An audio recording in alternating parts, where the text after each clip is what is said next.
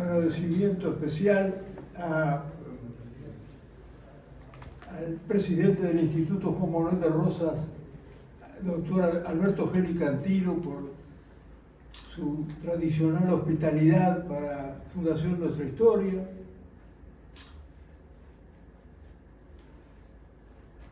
Hoy quiero presentarles a un gran amigo de Fundación Nuestra Historia, que es Rafael Mora.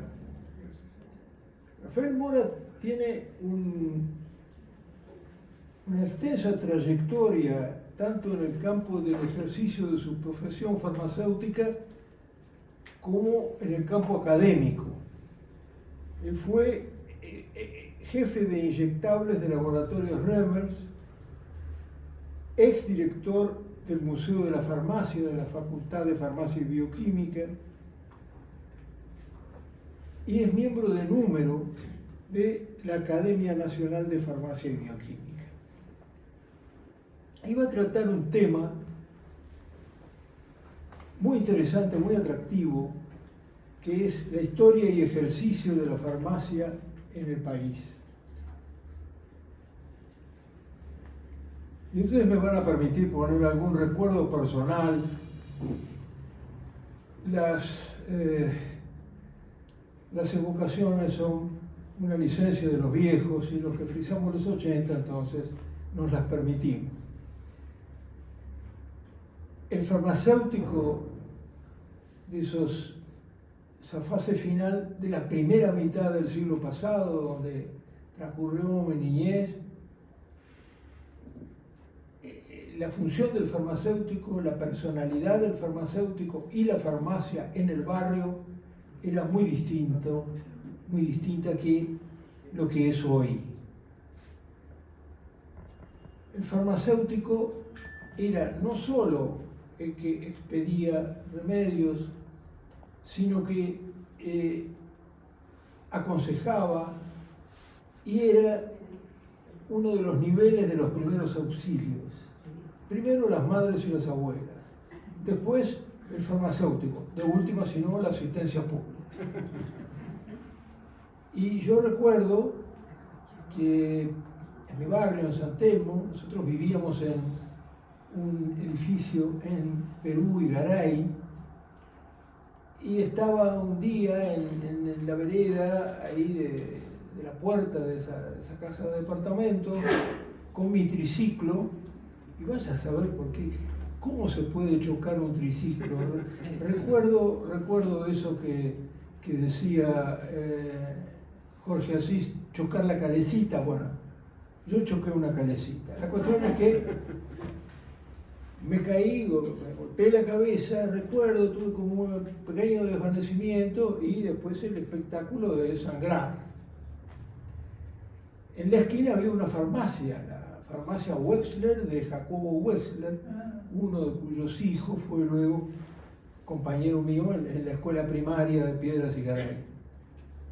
Y él fue el que me atendió. Y yo salí de ahí con un impresionante vendaje y durante muchos años conservé acá una pequeña marca de esa herida. Pero además, pero la farmacia Wexler era ya, digamos, tenía un aspecto de modernidad, más parecida a las farmacias actuales. Pero en el barrio, sobre todo sobre la calle Brasil, enfrente del Parque Lezama, había una farmacia clásica con los armarios, o sea, las estanterías vidriadas, con las recipientes de porcelana o otros de vidrio ahumado, con unas que se señalaba ahí con unas abreviaturas en latín, Excatec, todo misterioso. Había un aroma especial en la farmacia. Y esta farmacia es curioso que ha sido reconstruida, la farmacia Lezama, enfrente del Parque Lezama, y ahora es, con todo el aspecto de una farmacia, el fondo de las paredes, de las farmacias clásicas es un restaurante. Pero luego, si uno cruzaba, llegaba hasta la esquina donde estaba el bar británico y cruzaba como yendo a Constitución, sobre Brasil había otra farmacia clásica, pero que tenía un farmacéutico muy especial al frente, Uris.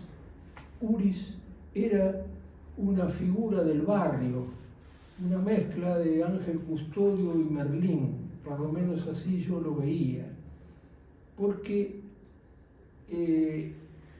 tenía, digamos, estaba en la parte del mostrador, todo ese espectáculo de productos envasados, y atrás estaba el lugar donde él preparaba las recetas magistrales. Y entonces ahí había un conjunto de retortas, de matraces, todo que daban la idea del mortero, la idea de una elaboración. Y además Uris era famoso en el barrio porque practicaba el fondo de ojo. Entonces, con una lupa y una luz especial, miraba, llegaba hasta el nervio óptico seguramente, y terminaba diciendo: vaya al médico porque usted tiene glaucoma o cosas por el estilo. Así que realmente recuerdo mucho esta personalidad, además muy conocido, muy famoso en nuestro barrio. Ese era el farmacéutico antiguo, ese es el farmacéutico que me gustaría quizá haber rememorado hoy por nuestro amigo Rafael Mora. Bueno,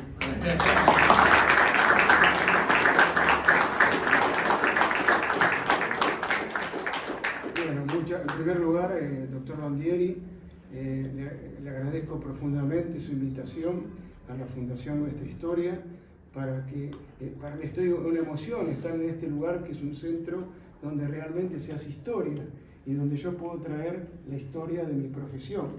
Porque como usted hablaba, yo me acuerdo cuando era chico, entraba a la farmacia, el olor, el mostrador, los frascos, y además que el paciente era atendido de dos maneras.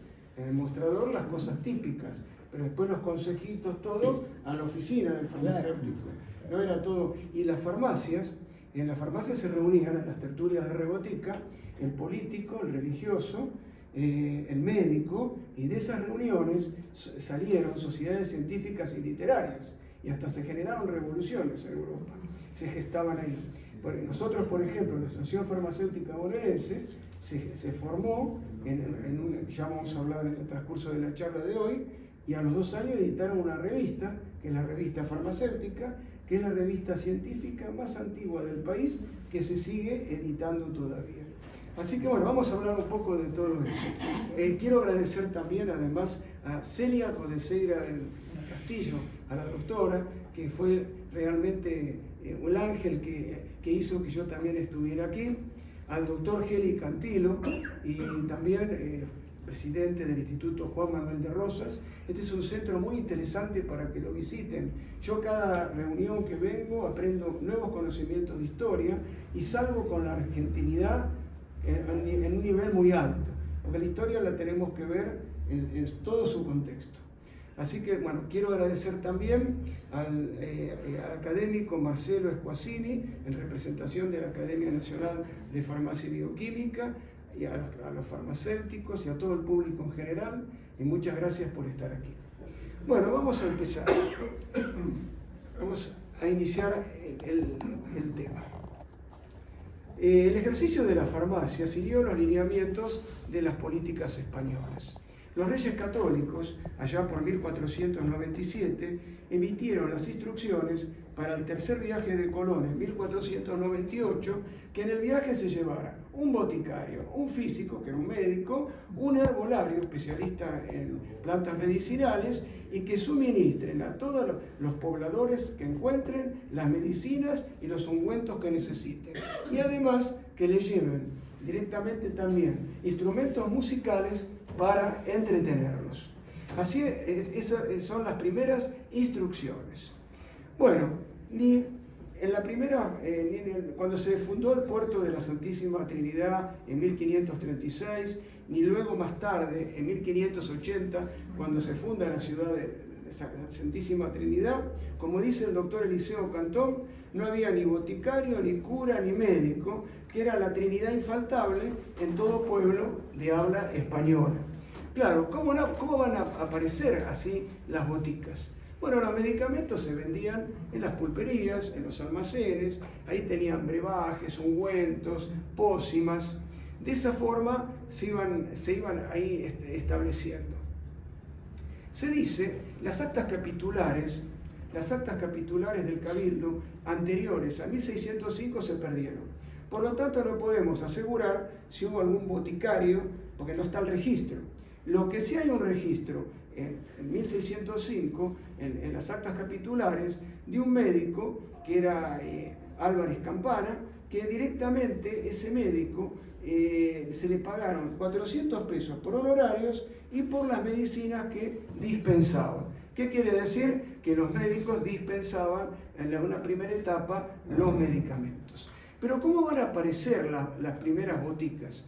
Bueno, las órdenes religiosas, tanto dominicos, mercedarios del orden de Juan de Dios, franciscanos y en especial los jesuitas, fueron los que realmente encararon todo lo que es el arte de curar y la preparación de los medicamentos, además de la enorme labor evangelizadora que hicieron, porque también se cura desde el alma las enfermedades. Porque las enfermedades no se curan solamente con medicamentos, tiene que estar el ser humano predispuesto a un tratamiento. Los jesuitas aparecieron allá por 1549 en el sur de Brasil, y ellos ya para los fines del siglo XVI vinieron por dos corrientes, en Santiago del Estero, del lado del Alto Perú, y por el Río de la Plata, que pasaban a Córdoba, porque Córdoba iba a ser la base de lo que era la provincia jesuítica del Paraguay. Cuando se habla del Paraguay, en esos tiempos no es el Paraguay el actual el país, sino es el Paraguay, es el sur de Bolivia, esa parte de la República Argentina y el Uruguay. Ahora, nadie, como los jesuitas, se dedicaron a la historia natural en estas tierras. Todos los estudios que han hecho sobre las plantas medicinales es realmente asombroso. Perdón que me pasé. Bueno, voy a hacer un pantallazo sobre en cada siglo de los jesuitas más interesantes. Por ejemplo, Pedro Añasco, que era limeño, él curaba las úlceras, inclusive sacaba los gusanitos, hacía todo un proceso de desinfección en la gobernación del Tucumán. Juan Saloni, Tomás Fils y Manuel Ortega fueron los tres primeros jesuitas que llegaron a Asunción. Y también todos ellos tuvieron que actuar en pestes, en epidemias, porque realmente ellos estaban, si bien no eran médicos algunos, sino eran boticarios, la orden les permitía hacer determinadas curaciones y tratamientos. Tanto Fils como Ortega también fueron una región una región muy abandonada, que era la zona del Guairá, ya para la parte del Brasil. Ya llega el siglo XVII y vamos a encontrarnos con Antonio Ruiz de Montoya. Esta figura es interesantísima, no desde el punto de vista solo farmacéutico. Este señor le pidió al rey Felipe IV que por favor le autorizara a los guaraníes usar las armas, porque los bandeirantes atacaban y querían tomar como esclavos a los afrodescendientes y también a los ¿cómo es? Los indios, lógico. Y entonces este hombre fue un importante botánico, zoólogo, tiene una obra que es importantísima, que es La conquista del Paraguay, y él estudió especialmente la yerba. Cristóbal Altamirano, tanto Cristóbal Altamirano como Domingo Torres fueron los que lucharon en la famosa, mañana se va a celebrar el Día de la Soberanía Nacional. Este fue el primer ejemplo de soberanía de territorio. Tanto Cristóbal Altamirano como Domingo Torres lucharon en la famosa batalla de Mebororé de 1641, donde los bandeirantes perdieron, se fueron. Es interesante. Además, Altamirano montó una botica en la misión de Candelaria, Misiones. Diego de Boroa, eran españoles, la mayoría eran españoles, había también igual de otros lugares. Tenía un catálogo de medicinas. Juan de Salas, que preparaba un jarabe anticatarral que era muy poderoso en San Ignacio, y Roque González de Santa Cruz, que era de Asunción, él preparaba el famoso licor de San Nicolás. Era un licor que está relacionado con las reliquias de San Nicolás de Bari. Hoy en día, si ustedes visitan la cripta en Bari, les dan una botellita con esa agua, porque tiene que ver con el maná de los huesos que emanan de la cripta donde está el santo. El doctor Signoli, en su libro Historia de la Farmacia, dice que su corazón incorrupto está en la iglesia del Salvador, en una de las criptas. Además, los jesuitas eran fundadores de ciudades, porque fue uno de los fundadores de Yapeyú, de Formosa, de Encarnación. Seguimos en el siglo XVII. Claudio Roger, que era francés, también administraba el licor de San Nicolás, y también la tierra de San Pablo, que era un polvo mineral que se utilizaba, era muy efectivo cuando habían heridas provocadas por mordeduras de serpientes. Estaba en la misión de Santa María del Iguazú. Y Diego Basauri, que era médico además, tenía todo un recetario de medicamentos. Él tiene un libro de medicina y aparte fue maestro de escuelas. Bueno, ahora vamos a pasar, ya vienen los grandes botánicos, ya siglo XVIII, vamos a encontrar Pedro de Montenegro, con Segismundo Asperger y Tomás Faulkner fueron los tres más grandes médicos que tuvo la Compañía de Jesús. Estos dibujos fueron hechos por Pedro de Montenegro, como muchos más. Yo consulté en la Biblioteca Nacional, en el Tesoro, está la materia médica misionera, está el original, y ustedes lo pueden encontrar ahí en el Tesoro.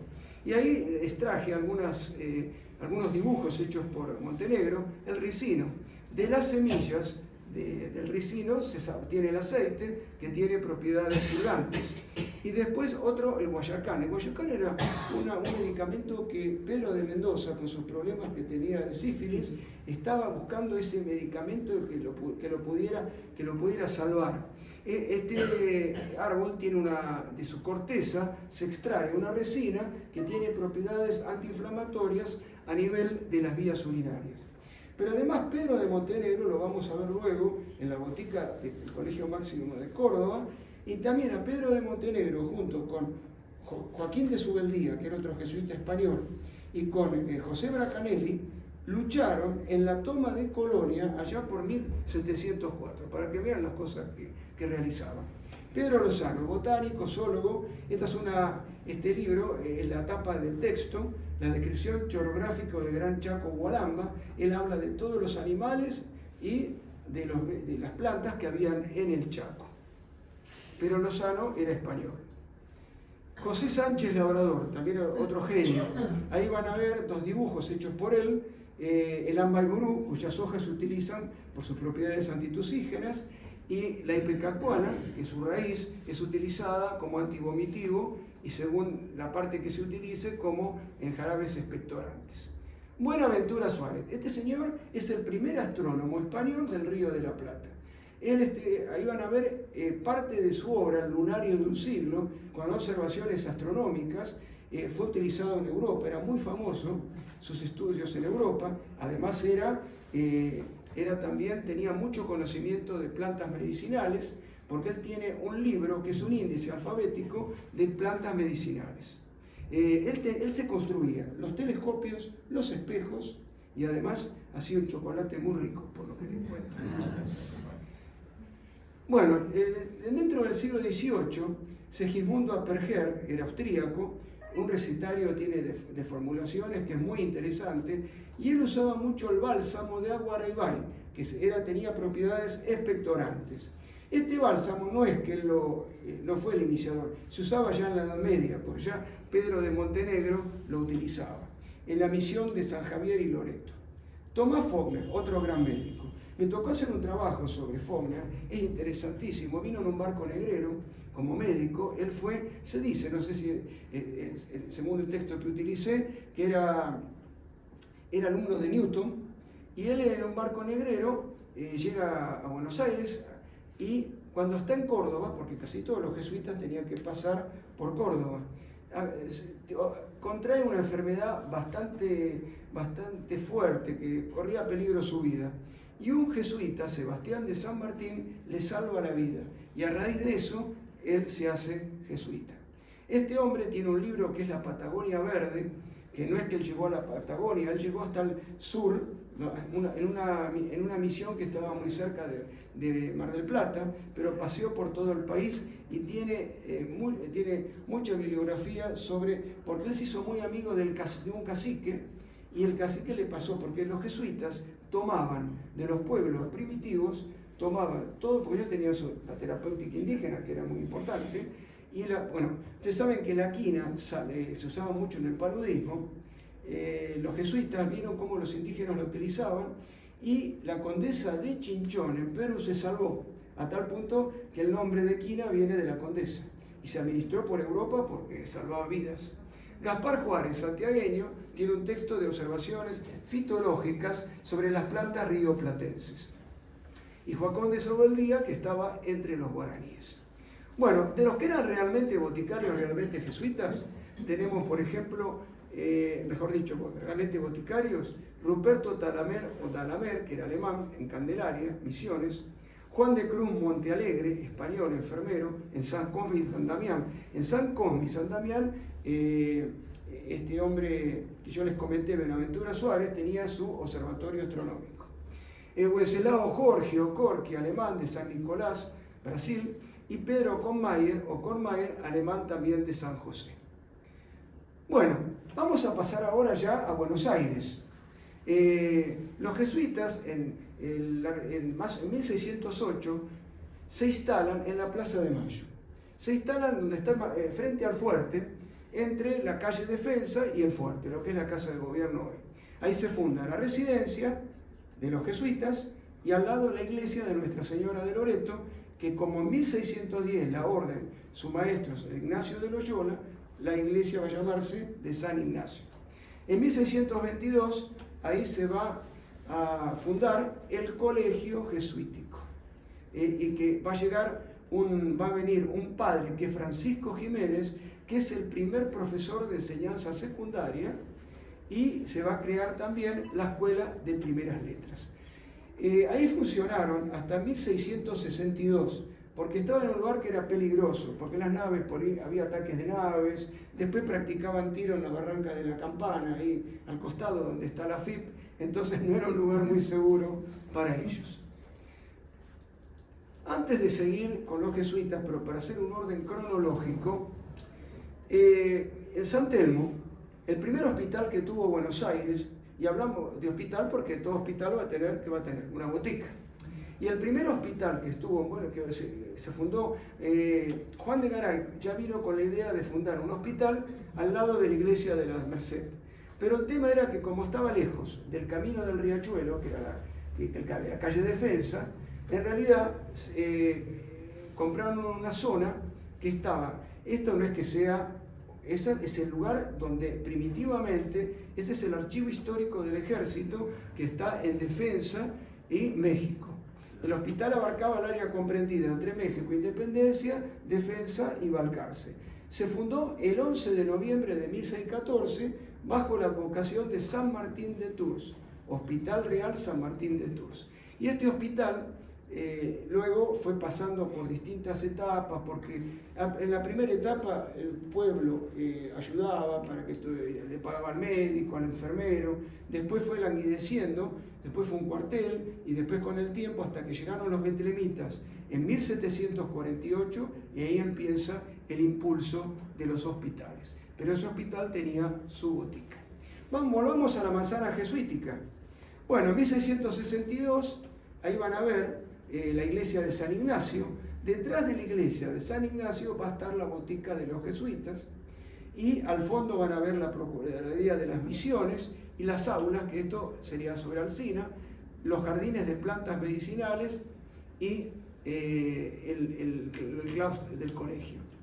Bueno, detrás de la iglesia la botica va a estar constituida alrededor de 1730, se va a reordenar y se va a componer de 5 salas en la planta baja. Y en la parte superior, en el primer piso, va a haber el almacén de drogas. Para ingresar a la botica se entraba por la calle Perú. Esta es una acuarela de Lola Freixas, donde se muestra, hoy está vacío, este lugar está tal cual, la parte de atrás de la iglesia de San Ignacio. Una visión de lo que era la Manzana de las Luces para 1767.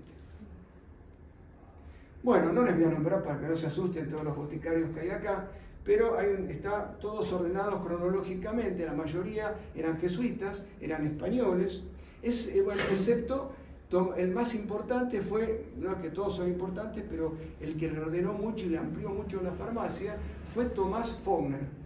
Y después también Jaime Carr, que fue uno de los grandes boticarios que tuvo la Compañía de Jesús. Bueno, ¿qué medicamentos preparaban? La farmacia sería un lujo asiático, pero no nos queda, no se consigue más información que lo de las fórmulas. Y los medicamentos eran aguas simples y espirituosas. Espirituosas es que tenían un dosaje de alcohol, jarabes, zumos, infusiones, aceites, ungüentos, emplastos. Emplastos eran una forma farmacéutica que se aplicaba en conjunto. Se dejaba un tiempo sobre el cuerpo y tenía propiedades medicinales. Después también bálsamos y tinturas. Bueno, en 1767 los jesuitas son expulsados, una gran barbaridad que ocurrió. Yo siempre digo que el futuro de los pueblos originarios hubiera sido distinta si los jesuitas hubieran estado, porque después llegaron todos los desastres.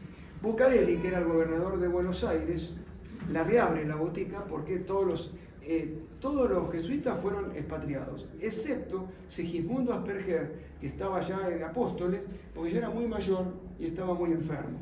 Y bueno, Bucareli reabre la botica, un médico la lleva a cargo, que Josep entrena, le daba al fisco, le daba bastante dinero, una renta de 1.900 pesos anuales en aquella época. Pero se remata la botica y la va a tomar, se la resulta adjudicada Ángel Castelli. Ángel Castelli fue un farmacéutico italiano, padre de nuestro vocal de la primera junta, que fue Juan José Castelli, que tenía 2 farmacias y una droguería, 2 boticas y una droguería. Con ese dinero que recaudó la farmacia, se va a fundar en 1772 la Escuela de Primeras Letras y Gramática Latina. Y en 1777 se entrega a la Hermandad de la Santa Caridad. Allá por 1727 hubo una epidemia muy grande y los cadáveres de los pobres no se enterraban.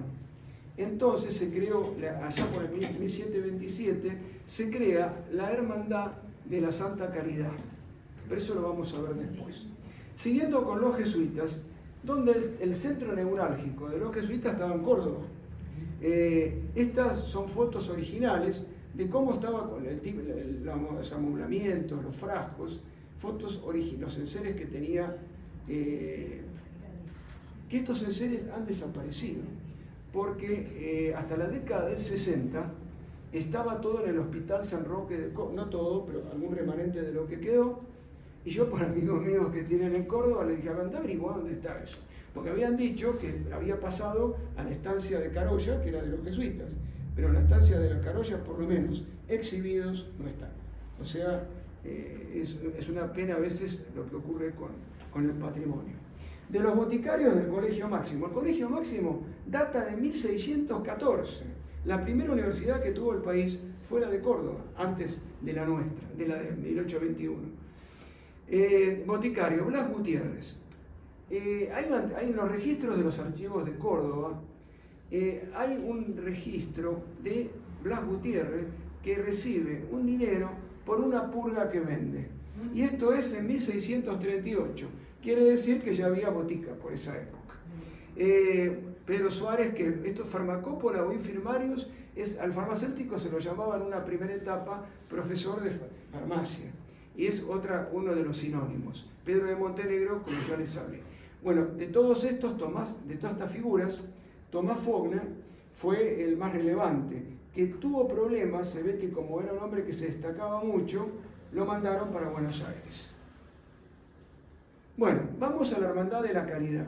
Bueno, este señor, Juan Alonso Gutiérrez González y Aragón, se hace sacerdote y queda viudo, se hace sacerdote y funda la Hermandad de la Santa Caridad de nuestro Señor Jesucristo, ayudando a todo el pueblo. Si ustedes hoy van a la iglesia de San Juan Bautista, que está en la calle Alsina al 800, ahí cerca del Hotel Caribe Interamericano, no sé cómo se llama ahora, al lado de esa iglesia, el edificio, ya no está ese edificio, estaba un local donde se atendían como un pre-hospital de mujeres, donde se atendían a las mujeres enfermas.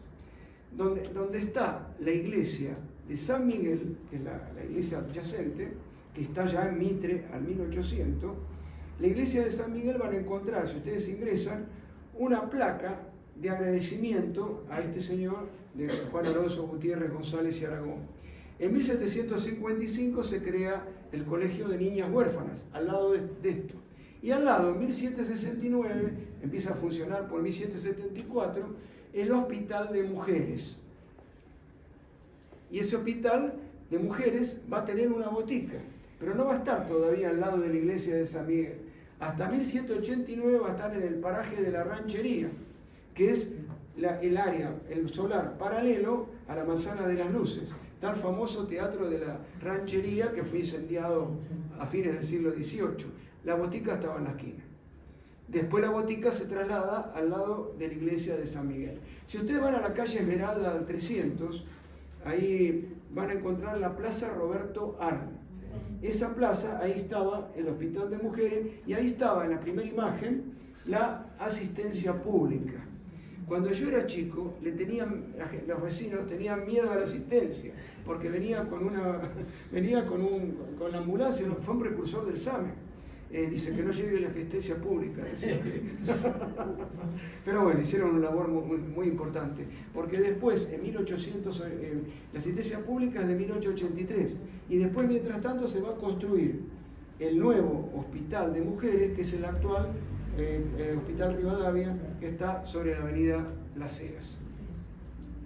Bueno, una vista de 1140 de la costa, y donde ahí indican uno de los puntos donde estaban Ahora vamos a volver al Hospital de San Martín.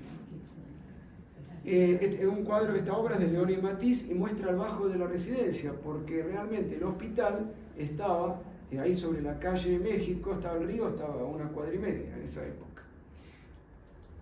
Bueno, acá en 1748 vienen los hermanos betlemitas, que llamados también barbones por el largo de sus barbas, y realmente hicieron una labor elevadísima, porque ellos llevaron los hospitales que eran de adobe y paja, los convirtieron en salas ya más mejoradas, aumentaron el número de camas, la labor fue muy importante. Y estaban ubicados, este es el archivo histórico, pero es más que nada para señalarles el lugar. Y va a ver, acá más o menos hasta 1801 está el hospital ahí. ¿Qué va a ocurrir? Que después el hospital va a estar deteriorado y para 1801 el hospital se va a trasladar a los Altos de San Pedro, donde también tenemos un centro jesuítica muy importante. Bueno, ya las boticas van apareciendo, ¿no? Primero vimos en las misiones.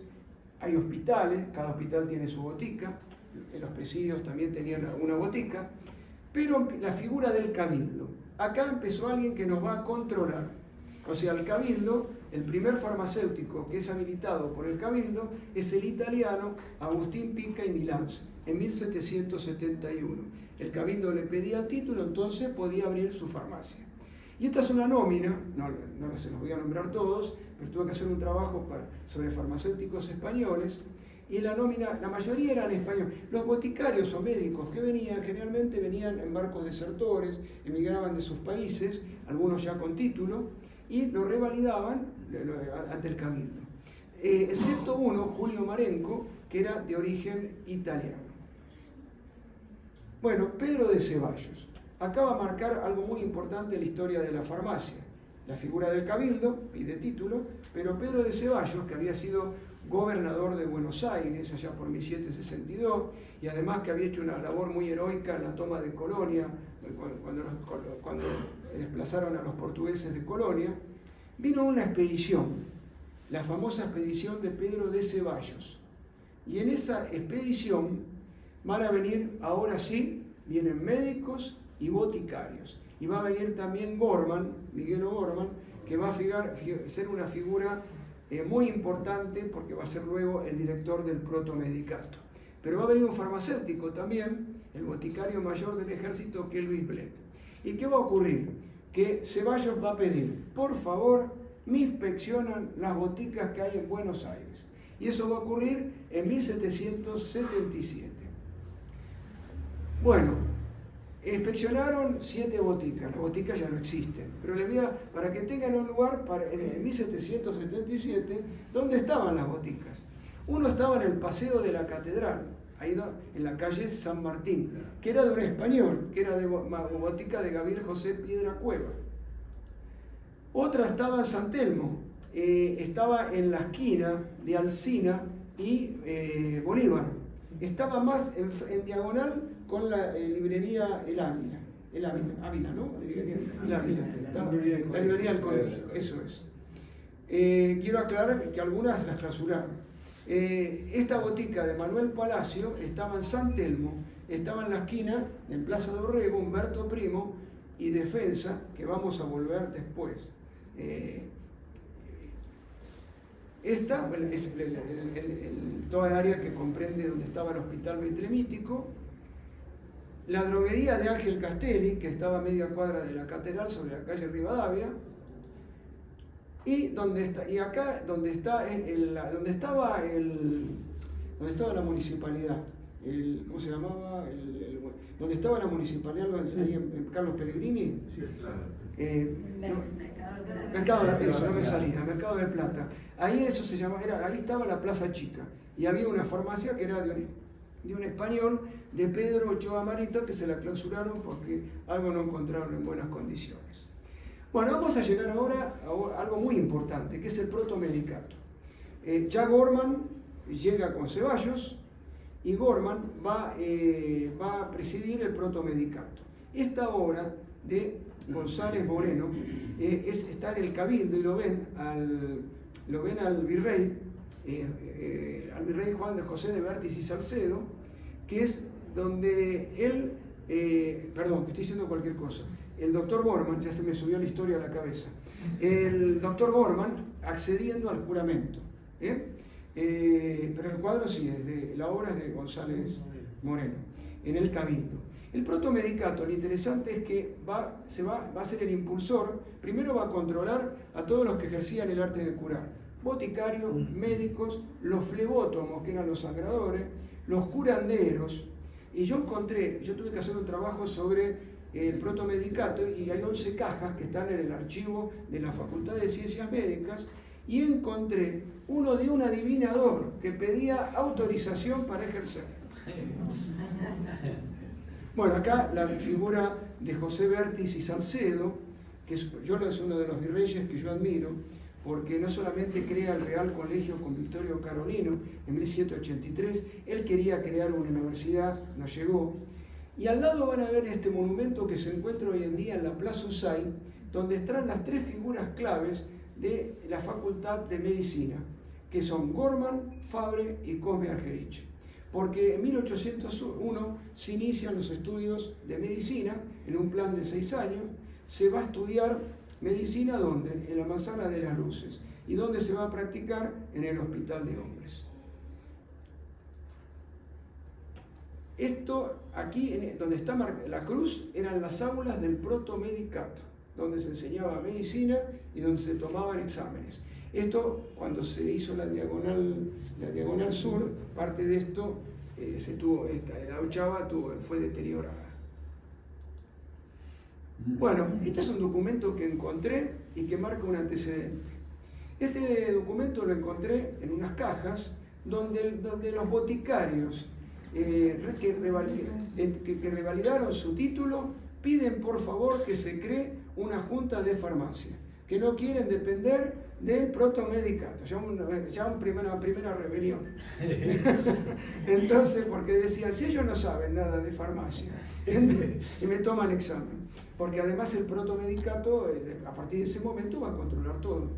Bueno, y le escriben, le mandan una nota al Marqués de Avilés, y el Marqués de Avilés ahí lo está elevando a las autoridades del protomedicato. Igual no tuvimos éxito porque no hubo éxito. Bueno, les conté que el hospital de hombres, ya estaba deteriorado, se fue para los Altos de San Telmo. Es increíble, los jesuitas antes, en 1735, eso va a ser la calle. Eso era un calle Humberto Primo, donde está la iglesia de San Telmo, y Defensa. La iglesia de Betlém, la iglesia de Betlém, ¿sí? De Belén, se fundó en 1730, está cerrado hoy en día. Todo esto da pena. Ahí está la Fundación Mercedes Sosa, no tengo nada con la fundación, pero tendría que haber un cartel en algún lugar, porque esos ladrillos, de la cual salen plantas, fueron una construcción jesuítica. En 1942, la Manzana de las Luces y tanto el complejo de San Telmo se consideró monumento histórico nacional. Bueno, ahí se traslada, si bien el lugar no era el adecuado, porque ahí estaba la casa de ejercicios espirituales, pero como pudieron, tanto en esta zona, en la zona donde está la iglesia chica, como en la parte que va para Balcarce, ahí se fue.